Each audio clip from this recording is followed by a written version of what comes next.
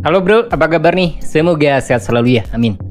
Konten kali ini Mang Udok mau bahas SSD MP33 Pro kapasitas 512GB dari Team Group. Nah, bedanya apa sih dengan seri MP33 biasa? Apalagi kan Team Group punya banyak varian produk SSD. Apa sih yang menarik dari MP33 Pro ini? Apa layak buat rekomendasi? Penasaran? Pantengin terus video ini, oke? Selamat datang di channel Murdakrus.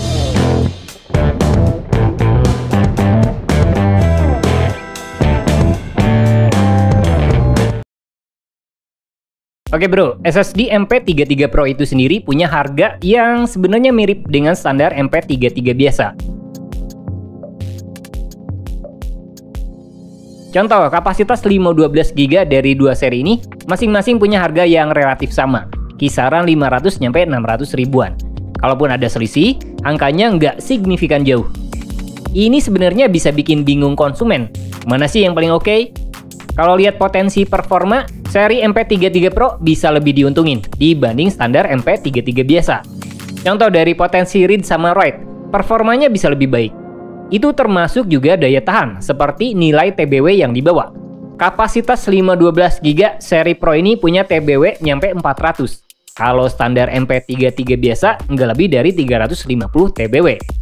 Nilai ketahanan MTBF juga MP33 Pro lebih tinggi, nyampe 2 juta jam. Kalau standar MP33 biasa, cuma nyampe kisaran 1,5 juta jam. Cuma kalau varian kapasitas, seri Pro mungkin agak terbatas. Yang tersedia itu cuma ada 3 pilihan aja, antara 512GB, 1 TB, dan 2 TB.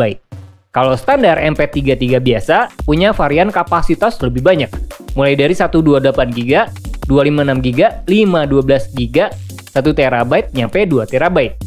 Jadi, user yang butuh varian kapasitas lebih kecil, pilihan ideal mungkin bisa pergi ke standar MP33 biasa. Dan yang mungkin agak disayangin, kedua seri ini nggak punya varian kapasitas di atas 2 TB. Jadi Mang udah pikir keduanya lebih cocok buat budget user. MP33 Pro lebih diuntungin dari potensi performa sama ketahanan. Kalau MP33 biasa, varian kapasitas lebih banyak. Harga relatif sama sih. Kalau dari desain nggak ada yang istimewa, ini bawa desain polos dengan label stiker aja. Artinya SSD ini nggak bawa fitur pendinginan ekstra, jadi standar pendinginan pasti tergantung cooling bawaan Mobo. Meskipun kalau SSD Gen 3 menurut Mang Udok pribadi mungkin nggak butuh cooling ekstra juga. Tapi nanti Mang Udok cek lah di performa ya. Buat spek, sampel MP33 Pro yang Mang Udok punya itu bawa ukuran 2280. Kapasitasnya sekali lagi 512GB. Pilihan kapasitas terendah di seri ini. SSD ini bawa interface PCIe 3.0x4 dan ngedukung standar NVMe 1.4. Nah, potensi kinerja klaim di webnya itu kalau sequential read bisa nyampe 2,4 GB per second, write-nya nyampe 2,1 GB per second. Fitur utama yang dibawa MP33 Pro itu termasuk dukungan smart buat monitoring hardware. Terus ada dukungan trim yang bisa ningkatin kinerja write sama daya tahan SSD. Ini yang bisa jadi fitur unggulan SSD ini dibanding standar MP33 biasa. Dimana Team Group ngeklaim kalau SSD ini lebih stabil dan tahan lama. Note aja kalau SSD ini nggak punya DRAM cache dan fitur TBW sekali lagi buat kapasitas 512GB itu nyampe 400 TBW. Angka TBW ini terhitung cukup tinggi, jadi wajar juga kalau Team Group ngasih garansi cukup panjang nyampe 5 tahun. Nah, SSD ini tipis banget dan bisa kompatibel dipasang di berbagai perangkat. Gak cuma PC aja, bisa di laptop atau konsol yang ngedukung NVMe SSD. Gimana dengan performa nih? Nah, Mang Udok mau coba bandingin sama beberapa SSD lama yang pernah dicoba, termasuk seri MP33 biasa. Seberapa kencang sih seri Pro ini? Pertama di Crystal Disk Mark. Nah, MP33 Pro ternyata jauh lebih superior dibanding standar MP33 biasa. Malah punya skor read yang cukup tinggi. Ini malah bisa bersaing dengan SSD Gen 3 unggulan yang pernah Mang Udok coba. Kinerja sequential write juga nggak jauh beda, dan performa real-time seri Pro tentu bisa lebih baik dibanding standar MP33 biasa. Hal yang sama juga berlaku di SSD benchmark. Kinerja read maupun write, seri MP33 Pro lebih unggul dibanding standar MP33 biasa. Nah, benchmark ini bisa nunjukin real-time secara akurat.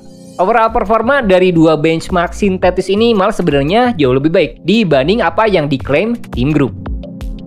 Dalam hal gaming load duration saat nyoba lewat SSD copy benchmark, MP33 Pro lebih kencang dibanding SSD lain yang pernah Mang Udok coba.